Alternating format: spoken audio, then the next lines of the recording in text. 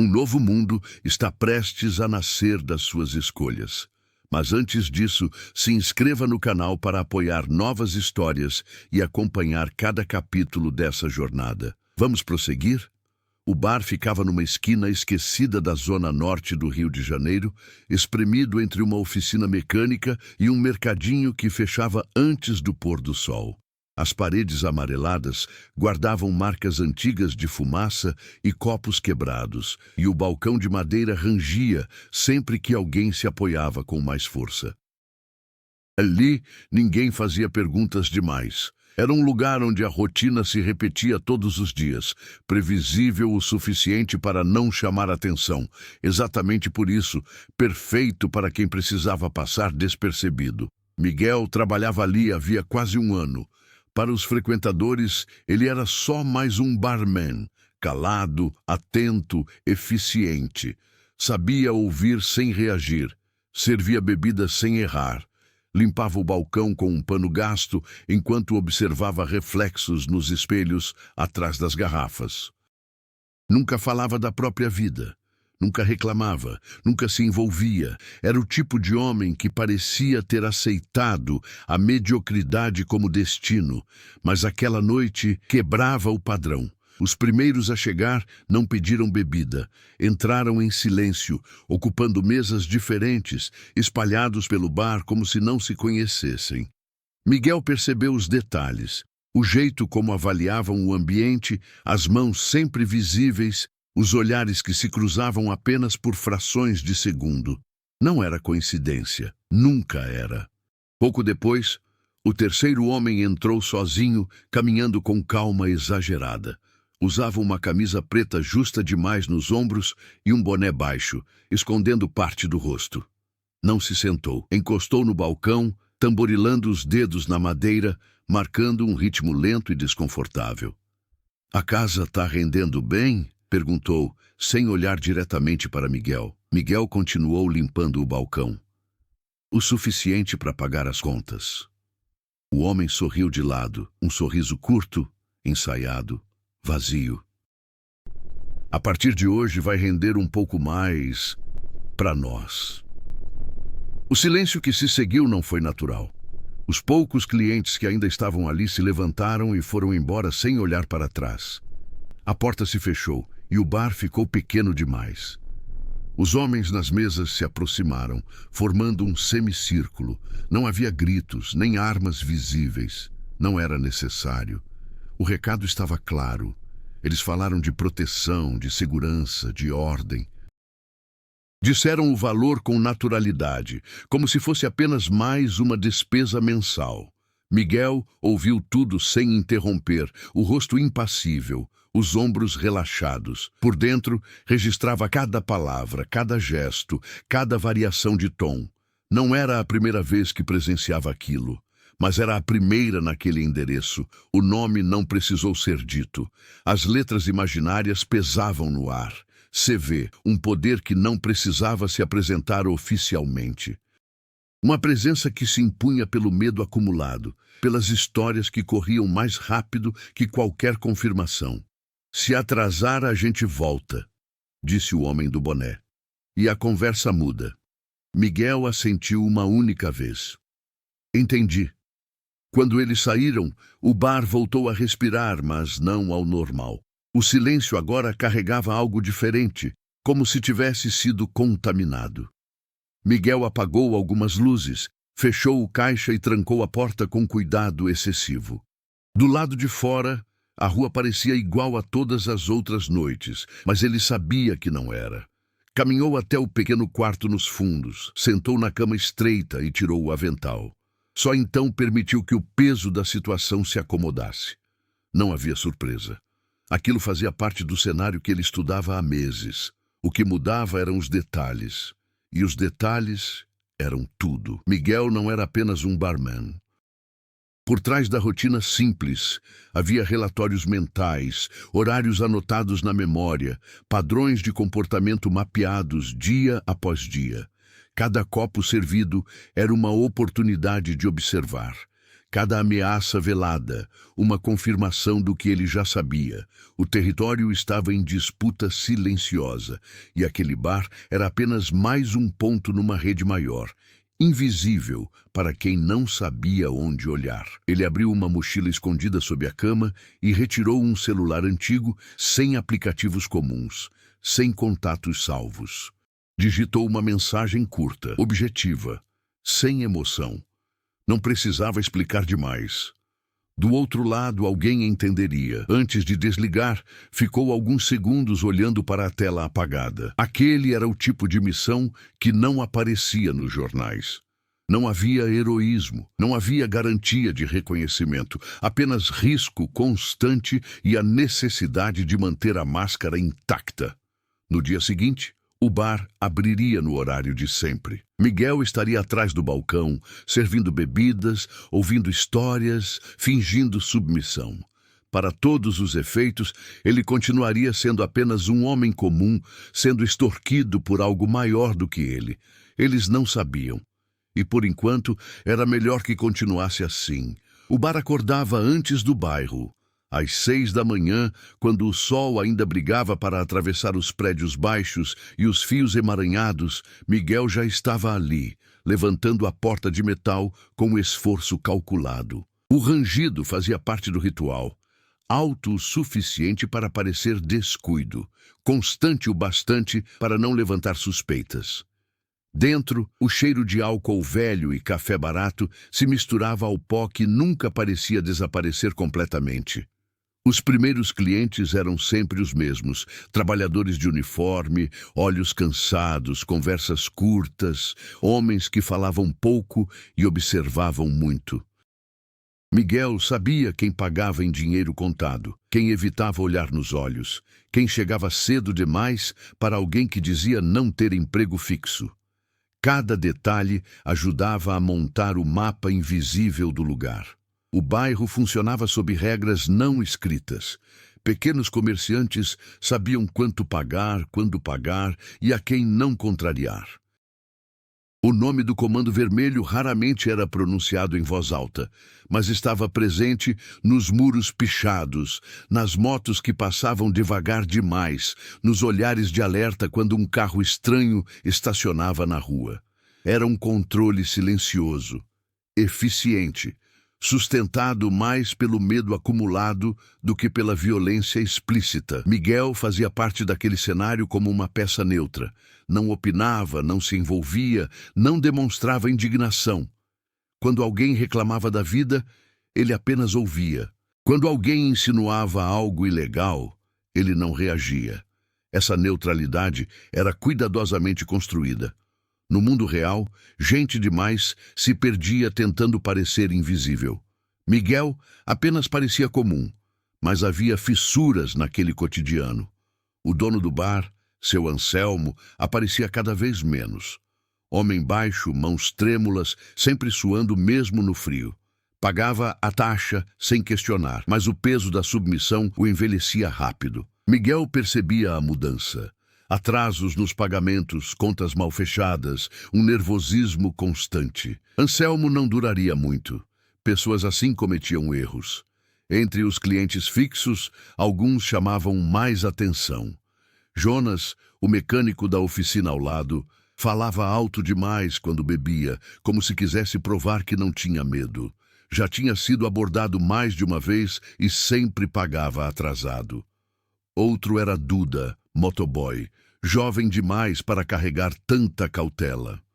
Circulava por ruas que não apareciam no GPS, conhecia atalhos, sabia demais sobre quem mandava em cada esquina.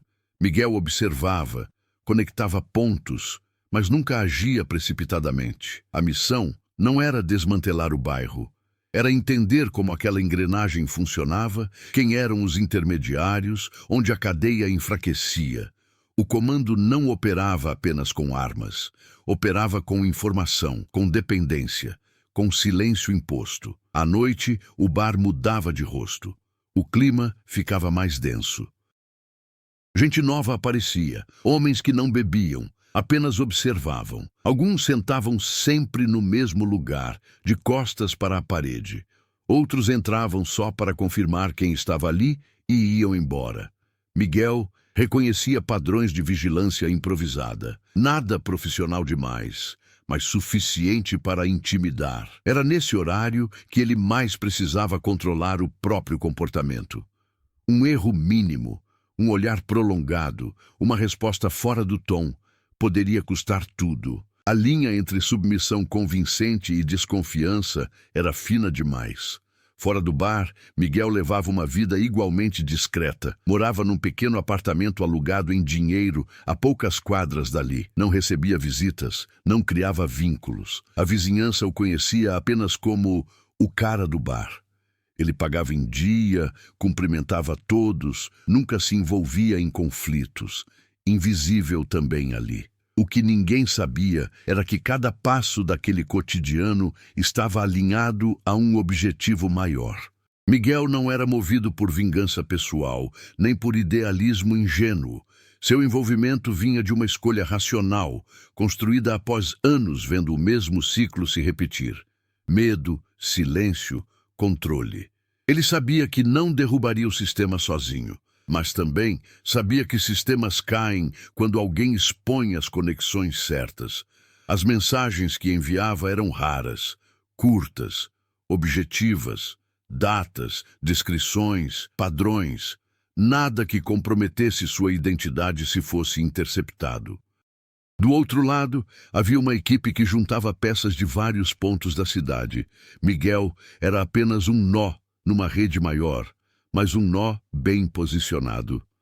Naquela semana, algo começou a mudar. Os homens do CV passaram a aparecer com mais frequência. O valor cobrado dos comerciantes aumentou sem aviso. Houve rumores de conflito interno, de disputa por território. Essa instabilidade deixava todos mais tensos e tornava erros mais prováveis. Miguel sentia a pressão aumentar. Não externamente, mas no ar, nos gestos, no silêncio prolongado entre uma ameaça e outra. O bairro estava entrando numa fase perigosa. Para quem observava de fora, era apenas mais uma favela sob domínio do crime. Para quem estava dentro, era o prenúncio de algo maior. E Miguel sabia, quando o sistema começa a ranger, é porque alguém está forçando demais as engrenagens. A mudança não veio de uma explosão de violência, mas de pequenos deslocamentos quase imperceptíveis.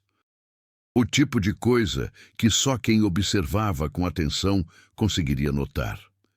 Miguel percebeu primeiro nos horários. Os homens que costumavam aparecer apenas à noite passaram a circular também durante o dia. Não entravam no bar, apenas ficavam do lado de fora, encostados em motos ou fingindo falar ao telefone. A presença constante alterava o comportamento de todos ao redor. O fluxo de clientes caiu. Gente que antes parava para um café rápido, agora atravessava a rua, evitando o bar. O medo começava a afastar quem ainda tinha escolha. Para Miguel, aquilo era um sinal claro. O controle estava se tornando visível demais, e isso sempre gerava reação, seja da população, seja de forças externas. Seu Anselmo começou a errar com mais frequência. Esquecia pedidos, trocava valores, perdia notas fiscais. Miguel precisou assumir mais responsabilidades sem chamar atenção. Fechava o caixa, organizava entregas, resolvia pequenos conflitos. Não por ambição, mas porque um bar desorganizado chamava a atenção errada. Ele precisava manter o cenário funcional. Numa tarde abafada, 2 homens entraram juntos, algo incomum. Um deles, Miguel já conhecia, Valmir, intermediário conhecido, nunca violento demais, nunca educado. O outro era novo, mais jovem, olhar duro, postura de quem queria provar algo. Não pediram bebida. O valor mudou, disse Valmir, direto, apoiando o cotovelo no balcão. Miguel não reagiu. Seu Anselmo ainda não chegou. Então você resolve. A frase não era um pedido, era um teste. Miguel calculou a resposta com cuidado. Qualquer demonstração de submissão exagerada poderia parecer encenação. Qualquer resistência, provocação. Ele abriu o caixa, mostrou o que havia, sem explicações. Valmir analisou, fez uma conta rápida. Tá curto. O movimento caiu, respondeu Miguel sem emoção. Todo mundo tá com medo. O jovem deu um passo à frente, invadindo o espaço pessoal. Medo não paga conta. Valmir ergueu a mão, contido. Observava Miguel com atenção diferente agora, como quem tenta decidir se alguém é apenas um figurante ou uma variável inesperada. Pegou o dinheiro e guardou no bolso. Semana que vem, não quero conversa. Quando saíram, Miguel sentiu o primeiro sinal real de risco. Não fora uma ameaça explícita, mas uma mudança de dinâmica. Ele tinha sido reconhecido como alguém que resolvia. Isso o aproximava demais do centro da engrenagem. À noite, o bar ficou quase vazio. Jonas, o mecânico, bebia sozinho, inquieto. Falava sobre abordagens mais agressivas, sobre gente sumindo por dever pouco. Miguel ouvia, absorvia, mas a informação que realmente importava veio de Duda, o motoboy. Ele não falou diretamente. Apenas comentou de forma solta que certas entregas estavam mudando de rota, que alguns pontos estavam sendo evitados. Era o suficiente. Miguel voltou para casa mais cedo naquela noite. No apartamento silencioso, revisou mentalmente os últimos dias. O padrão era claro: aumento de pressão, cobrança acelerada, circulação ampliada. Aquilo não era apenas extorsão rotineira, era preparação para algo maior, talvez uma ofensiva, talvez uma mudança de comando. Ele sabia que precisava agir com mais precisão. O tempo de apenas observar estava chegando ao fim. Nos dias seguintes, os encontros se tornaram mais diretos. Valmir passou a aparecer com frequência, sempre acompanhado, sempre atento. Fazia perguntas indiretas, testava limites, observava reações. Miguel respondia com consistência, calmo, funcional, obediente na medida exata. Mas cada interação aumentava o risco de exposição.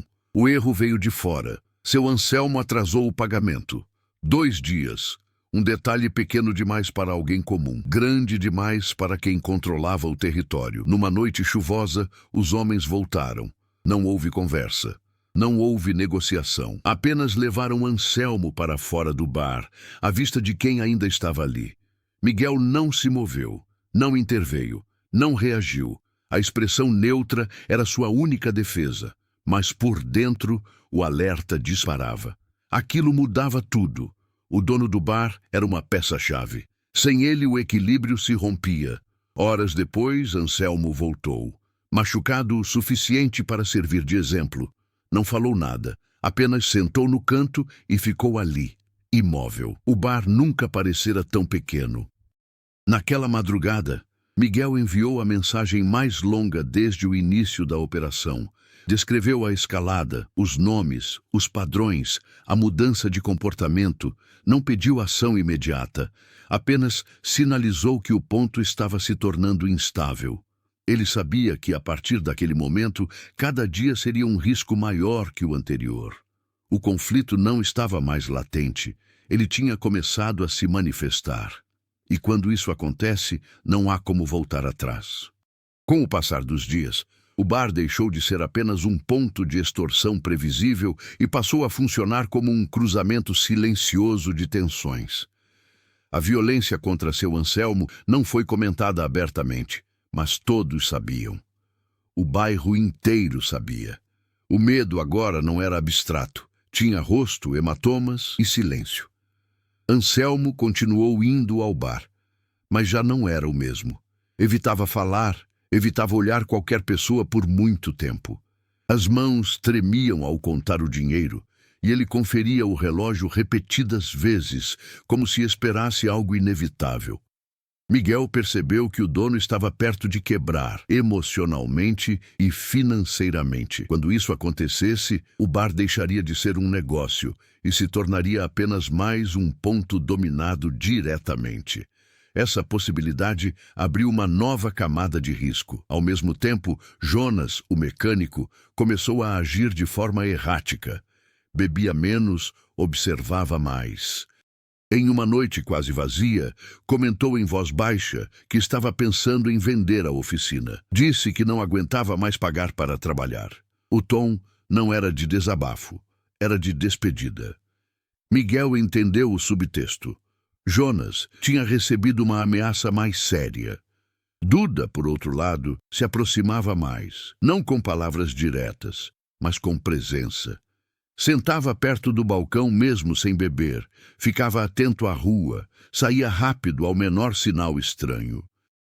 Em certo momento, deixou escapar uma informação valiosa. Algumas cobranças estavam sendo feitas por fora, sem passar pelos intermediários habituais. Isso indicava ruptura interna. Alguém estava desrespeitando a hierarquia. Miguel sentiu o tempo acelerar. Essas subtramas não existiam isoladamente. Cada pequeno movimento se conectava ao conflito central como fios se aproximando de um nó. A extorsão não era mais apenas sobre dinheiro. Era sobre controle absoluto. E controle absoluto exige eliminar variáveis. Miguel começava a ser visto como uma variável. Valmir passou a observá-lo com menos disfarce. Já não testava apenas com palavras, mas com presença constante. Às vezes, ficava sentado no bar por horas, sem beber, acompanhando cada cliente que entrava e saía. Outras vezes, aparecia só para verificar se Miguel estava ali. O interesse não era casual, era avaliativo. A pressão temporal se intensificou quando um boato correu pelo bairro. Uma operação policial grande estaria sendo preparada. Ninguém sabia quando nem onde, mas rumores como aqueles sempre provocavam reações desordenadas. Para o crime, significava acelerar cobranças, eliminar riscos, apertar o controle antes que fosse tarde. Miguel sabia disso melhor do que ninguém. O bar começou a fechar mais cedo, não por escolha, mas por falta de movimento e medo real de represálias. As noites se tornaram silenciosas demais. O tipo de silêncio que não traz paz, apenas expectativa. Em casa, Miguel passou a dormir menos. Não por ansiedade visível, mas por necessidade estratégica. Revisava rotas, horários, comportamentos. Sabia que sua permanência ali estava chegando ao limite. A operação exigia dados sólidos, não martírio inútil. O ponto crítico veio quando Anselmo anunciou que venderia o bar.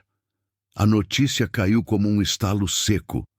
Vender significava mudança de dono, nova dinâmica e muito provavelmente controle direto do CV. Isso encerraria a utilidade do local como ponto de observação. Pior, levantaria suspeitas sobre Miguel, que precisaria sair rápido demais.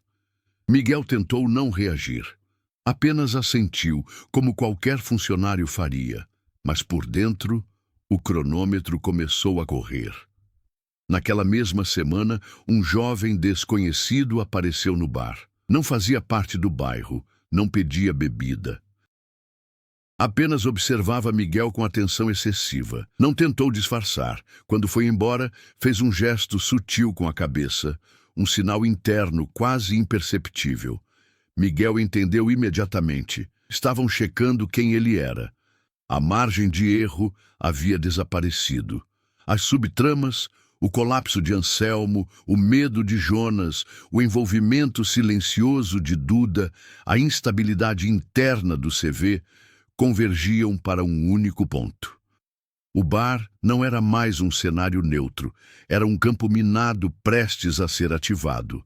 E Miguel sabia que, muito em breve, precisaria escolher entre continuar fingindo ser invisível ou agir antes que fosse tarde demais. A virada não aconteceu com tiros nem sirenes. Aconteceu numa manhã comum demais para parecer perigosa. O bar abriu como sempre, mas Miguel percebeu logo nos primeiros minutos que algo estava fora do lugar. A rua estava vazia além do normal. Nenhuma moto passando devagar. Nenhum olhar curioso. O tipo de ausência que só existe quando alguém mandou todo mundo se afastar. Seu Anselmo não apareceu. Miguel tentou ligar. Chamou uma vez, depois outra. O telefone só chamava. Não era comum. Anselmo podia ser medroso, mas jamais deixava o bar sem aviso. Miguel manteve a rotina, abriu o caixa, organizou as garrafas, ligou a televisão no volume baixo. Precisava parecer normal até ter certeza. A confirmação veio pouco depois. Valmir entrou sozinho, sem boné, sem pressa, sem o ar de intermediário apressado.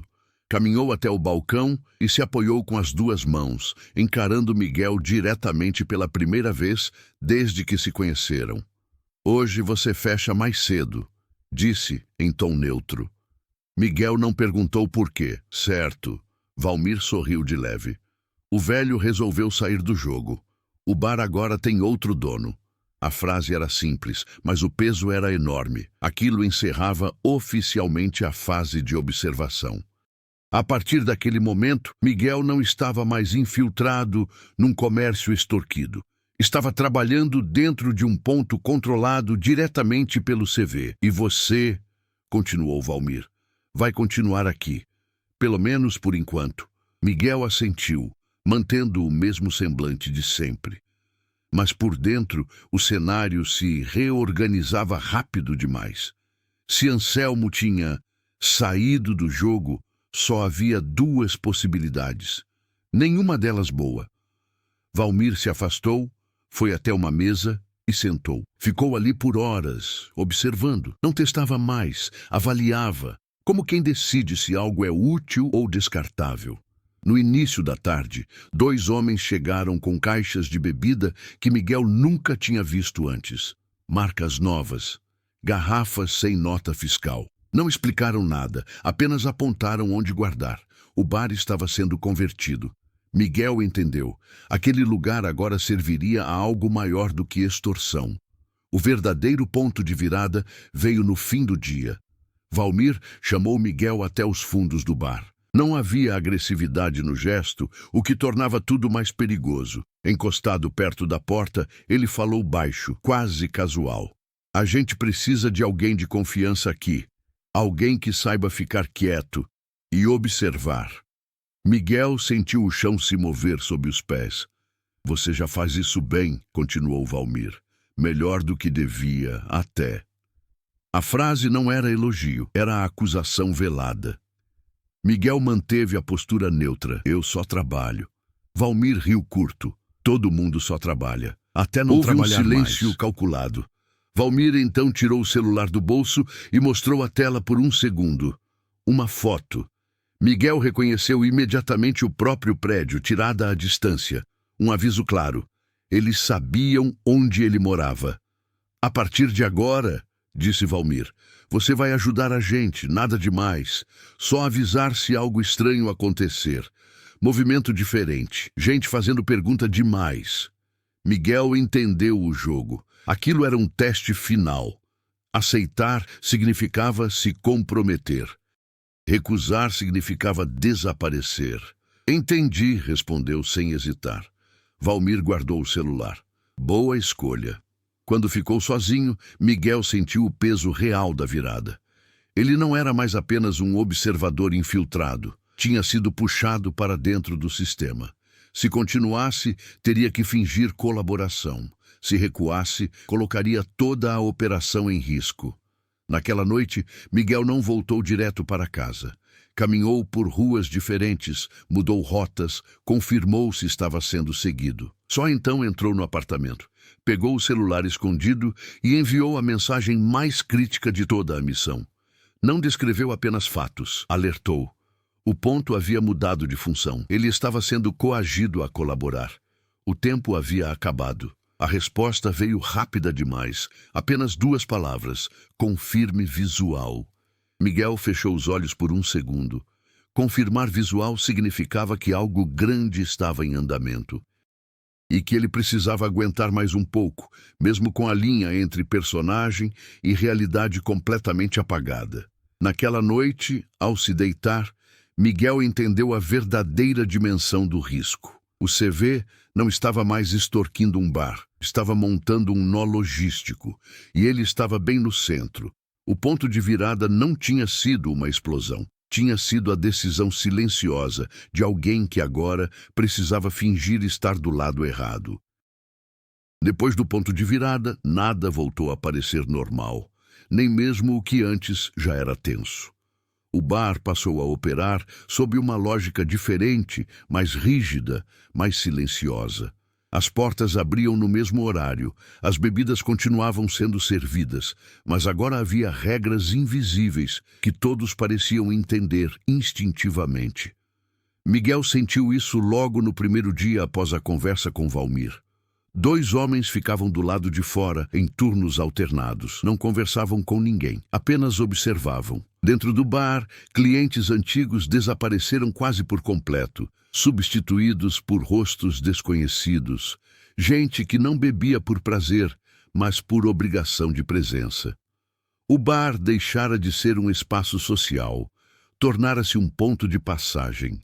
Miguel passou a receber instruções simples, porém reveladoras. Avisar se alguém perguntasse demais. Reparar em carros estacionados por tempo excessivo. Memorizar horários. Nada disso era dito como ameaça direta, mas o subtexto era claro. Qualquer falha teria consequência imediata. Ele reagiu da única forma possível, com eficiência controlada. Cumpria ordens sem excesso. Observava sem parecer curioso, anotava mentalmente tudo, mas nunca no mesmo ritmo que esperavam. Precisava manter o equilíbrio delicado entre utilidade e invisibilidade. Gente útil demais se torna perigosa. Gente inútil demais desaparece. Valmir mudou também. Já não se escondia atrás de intermediários. Circulava com naturalidade, como dono informal do espaço. Falava pouco, mas seu olhar avaliava tudo. Miguel percebeu que agora era constantemente medido, não apenas como funcionário, mas como potencial risco. As consequências se espalharam pelo bairro. Jonas fechou a oficina. Não houve despedida.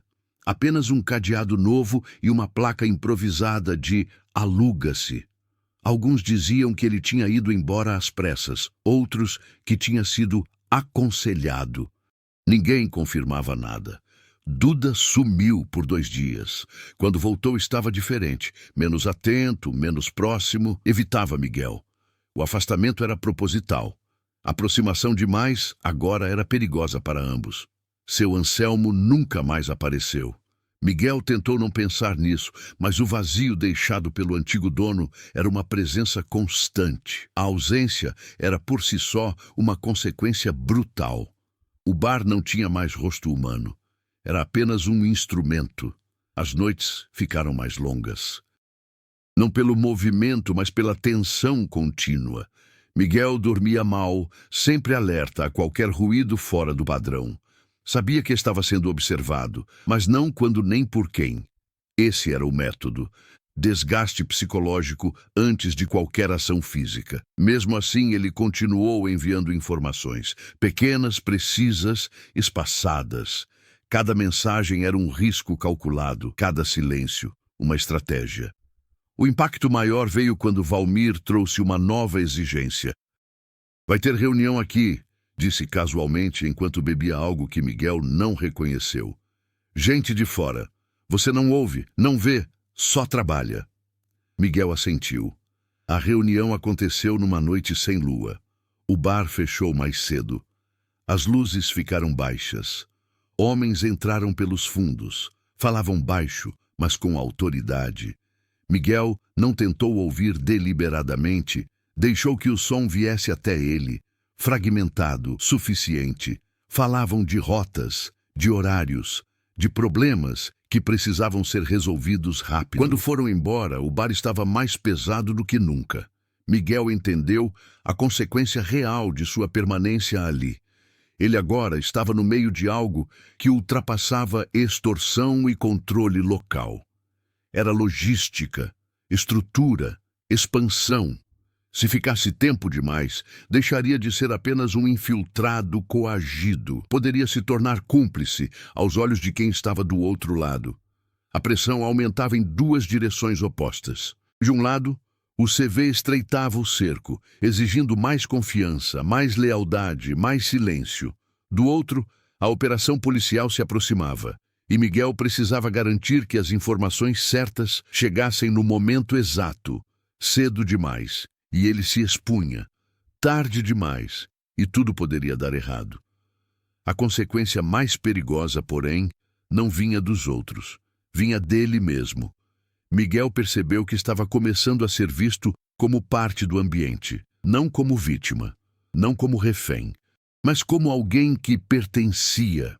Esse era o maior risco de qualquer infiltração prolongada. O sistema começa a te absorver. Ele precisava sair, mas sair naquele momento significava deixar rastros, e rastros, naquele mundo, eram sentença. Naquela madrugada, ao fechar o bar, Miguel ficou alguns minutos parado no escuro, respirando devagar. O peso das decisões futuras já estava ali, antes mesmo de serem tomadas. As consequências estavam postas, a reação correta ainda não.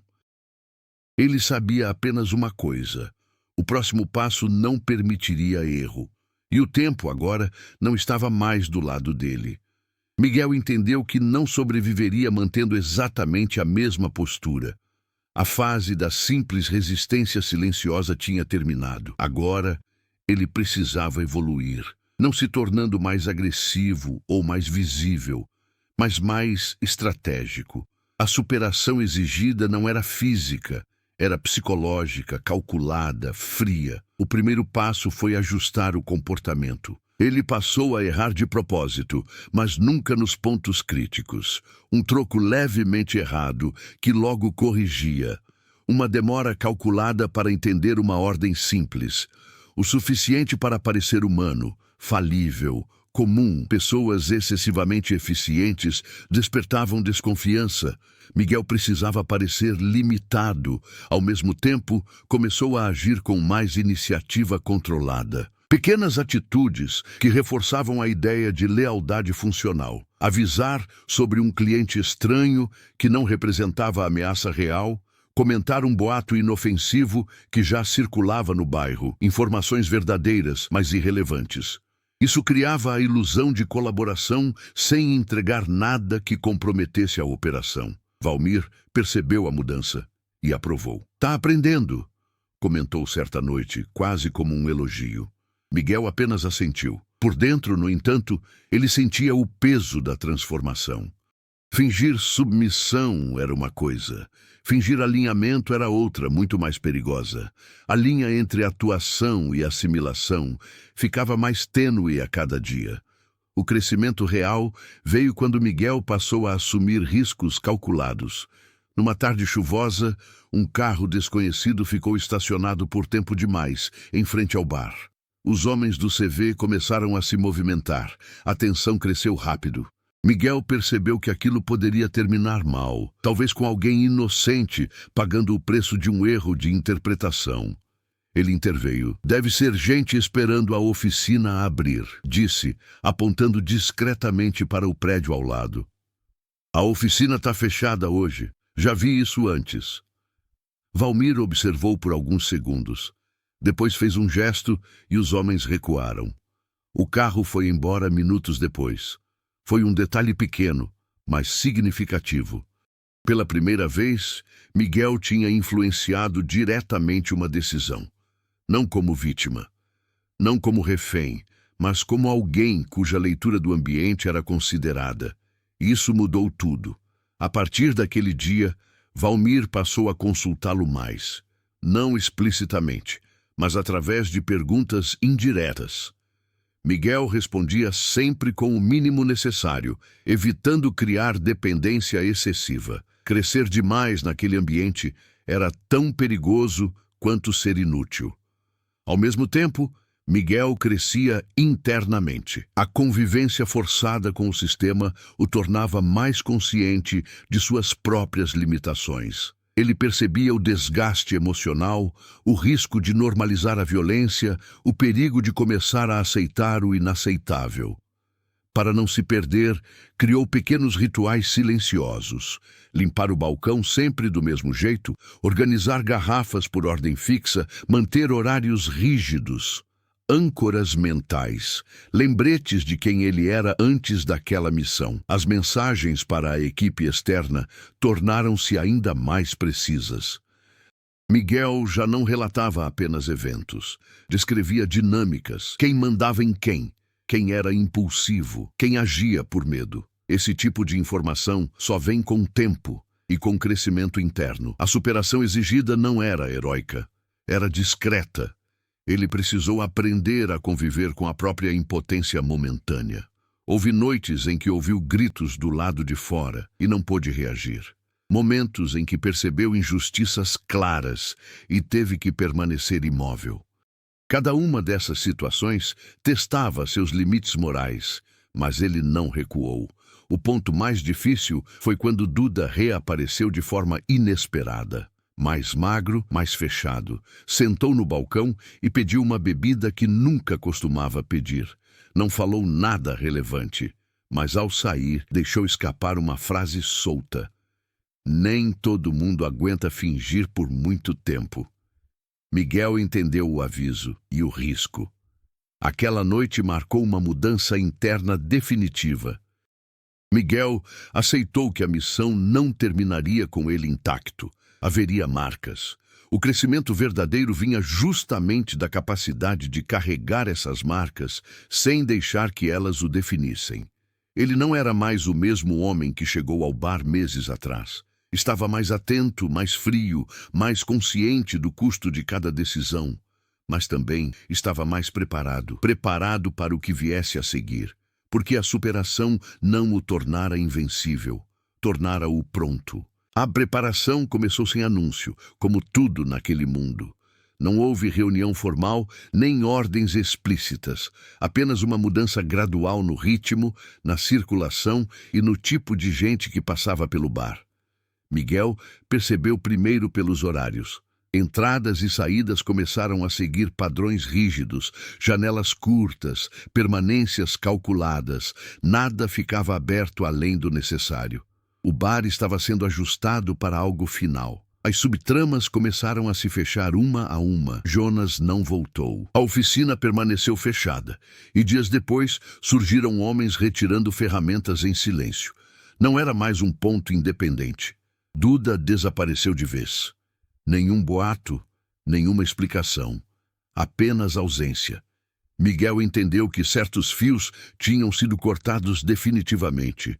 Valmir passou a aparecer menos, o que paradoxalmente aumentava a tensão. Quando líderes somem do cotidiano, é porque estão concentrados em decisões maiores.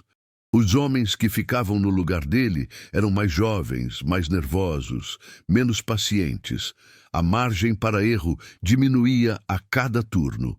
Miguel sentia o clímax se aproximar como uma pressão constante no peito. Não era ansiedade, era leitura de cenário. As conversas fragmentadas que chegavam até ele falavam de prazos curtos, de resolver tudo de uma vez, de não deixar pontas soltas. Palavras que, naquele contexto, nunca significavam algo simples. Ele precisava alinhar o momento da saída com o momento da ação externa. Não antes, não depois.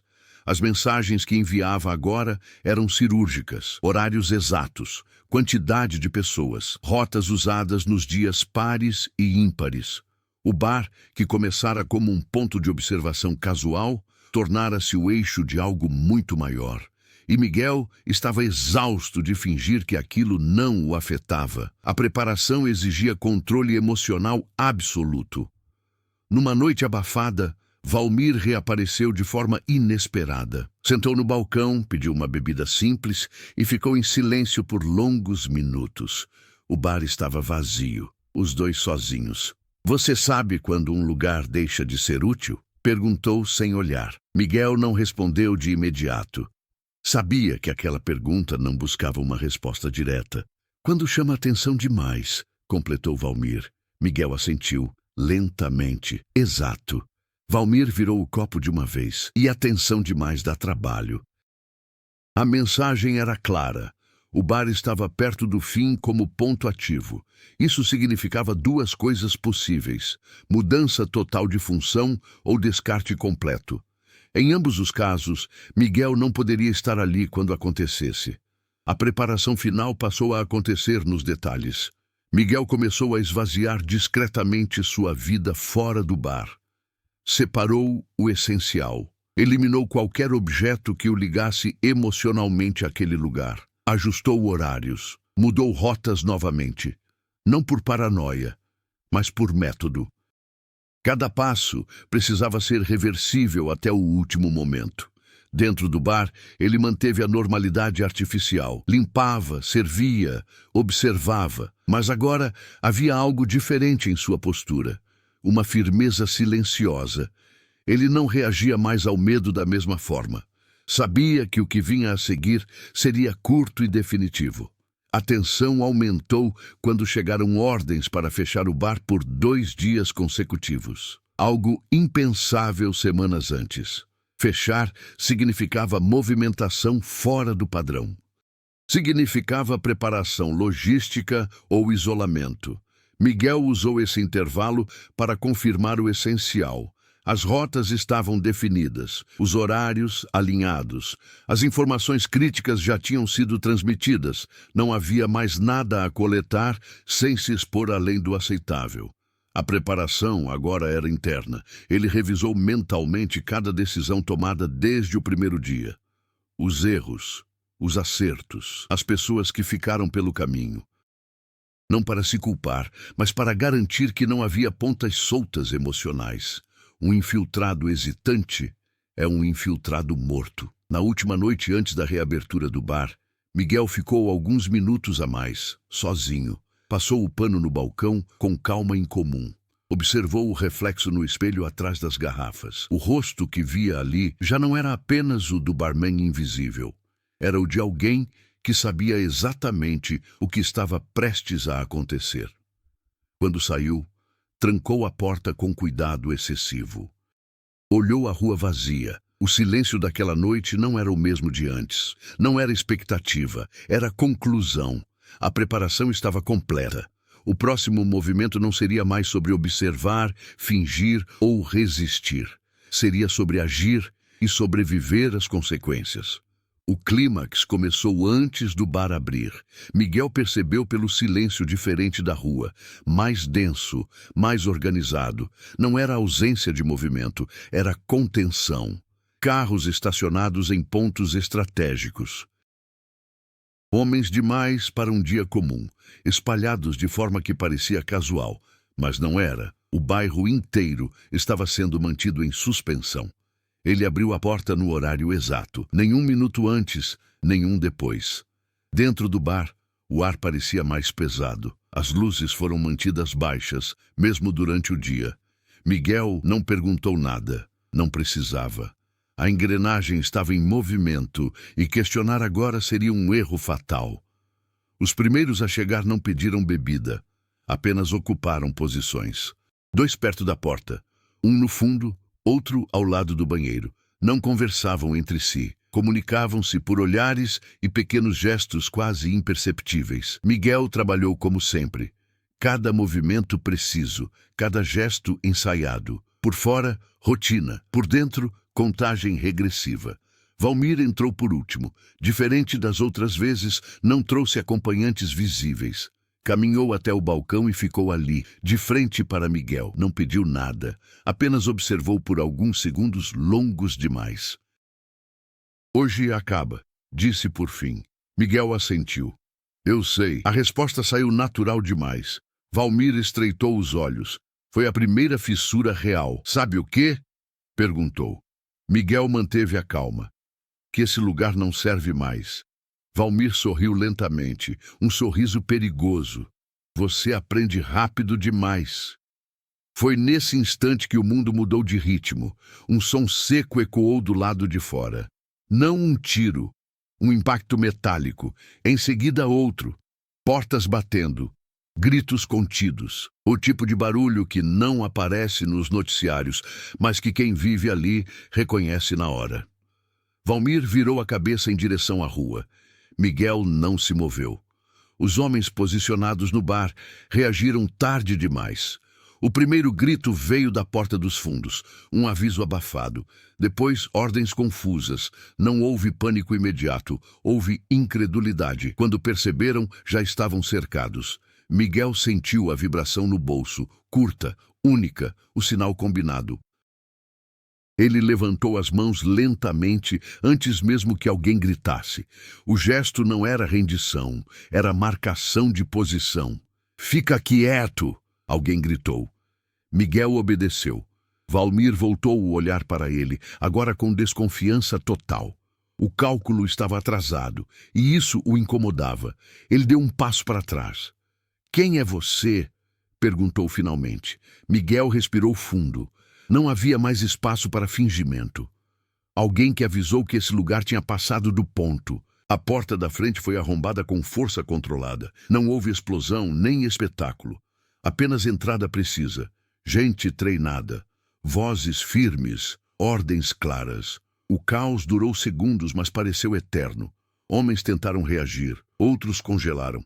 Alguns largaram tudo no chão. Miguel permaneceu imóvel, mãos visíveis, exatamente onde deveria estar. Ele não era alvo. Nunca foi. Valmir tentou correr pelos fundos. Não conseguiu. Quando tudo terminou, o bar estava irreconhecível. Não destruído fisicamente, mas esvaziado de poder. As garrafas continuavam no lugar. O balcão intacto. O que tinha acabado era a ilusão de controle. Miguel foi retirado por último. Do lado de fora, o bairro assistia em silêncio.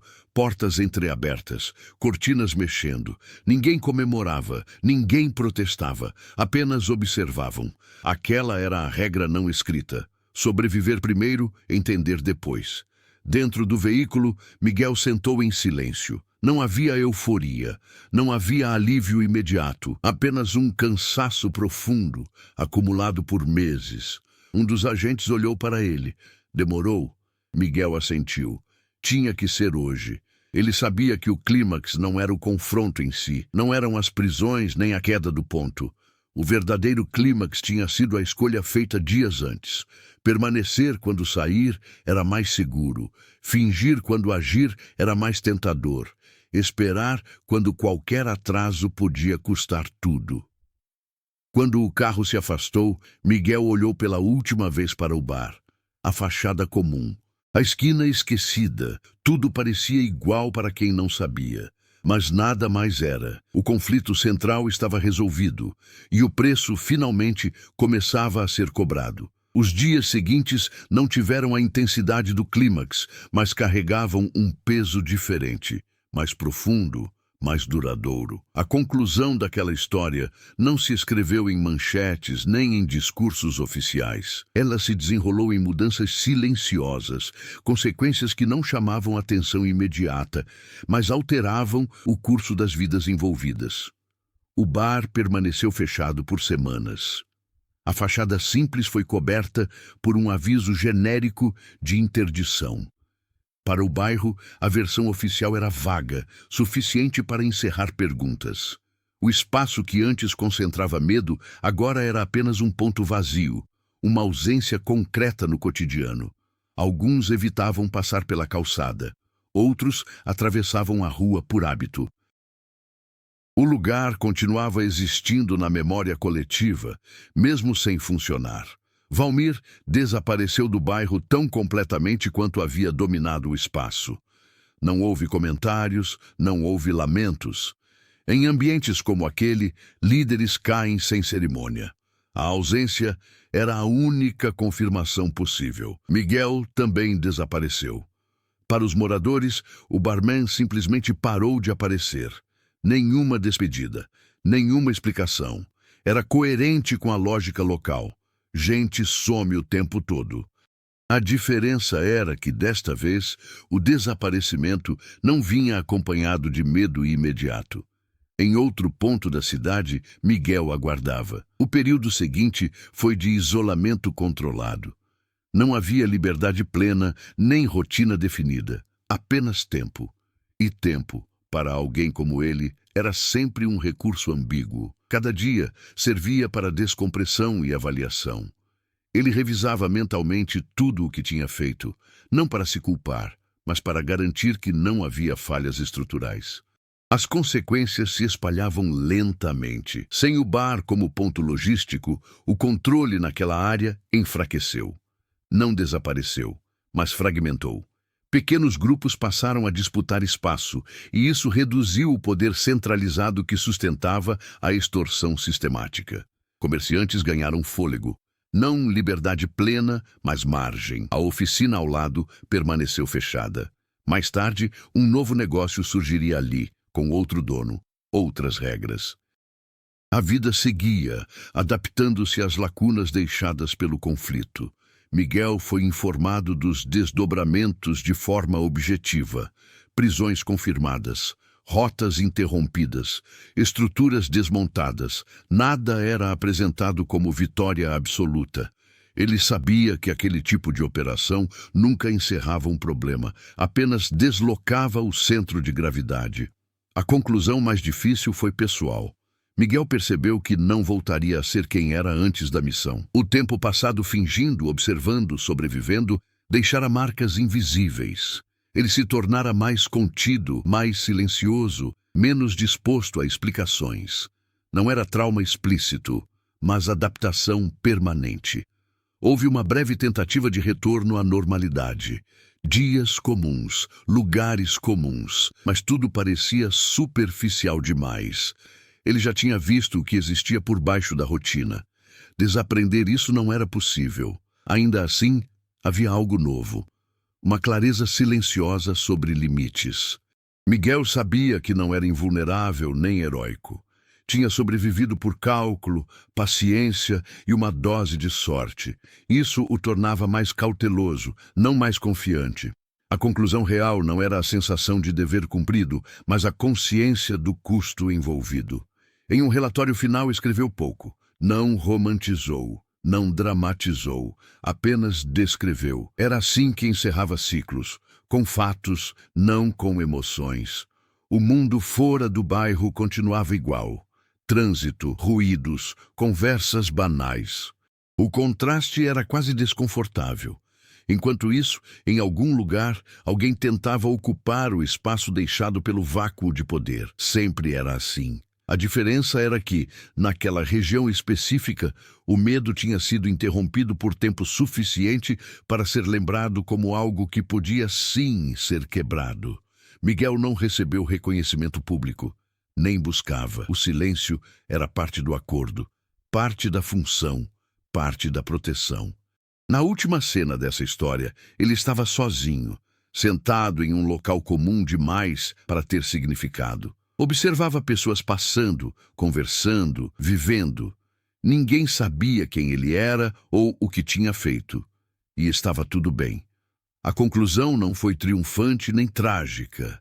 Foi estável, coerente com tudo que viera antes. Um fechamento que não apagava o passado, mas permitia seguir adiante sem negar o que aconteceu. Algumas histórias terminam com aplausos, outras terminam com silêncio. A dele terminou com a certeza de que, mesmo invisível, sua presença tinha feito diferença. Meses depois, o bar reabriu com outro nome, outra pintura, outro dono. Para quem passava pela esquina, parecia apenas mais um comércio tentando sobreviver. Poucos lembravam do que havia acontecido ali, e os que lembravam preferiam não comentar. Miguel nunca voltou. Em algum lugar da cidade, ele seguia com outra identidade, outro cenário, outra rotina discreta. Ainda observava mais do que falava. Ainda escolhia o silêncio quando possível. Certas coisas não se desaprendem. Naquela esquina, o medo não desapareceu por completo, mas foi interrompido o suficiente para provar uma coisa simples. Até os sistemas mais violentos dependem de ninguém olhar de perto.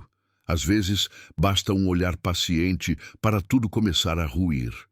Histórias como esta não vivem apenas no papel. Elas existem nos detalhes ignorados, nas esquinas comuns, nas rotinas que parecem inofensivas.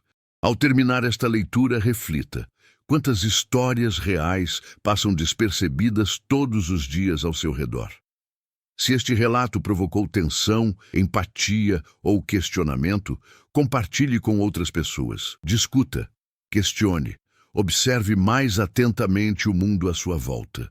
A mudança começa quando alguém decide não desviar o olhar. Deixe seu comentário, se inscreva no canal, compartilhe suas impressões e continue acompanhando narrativas que revelam o que muitos preferem não ver.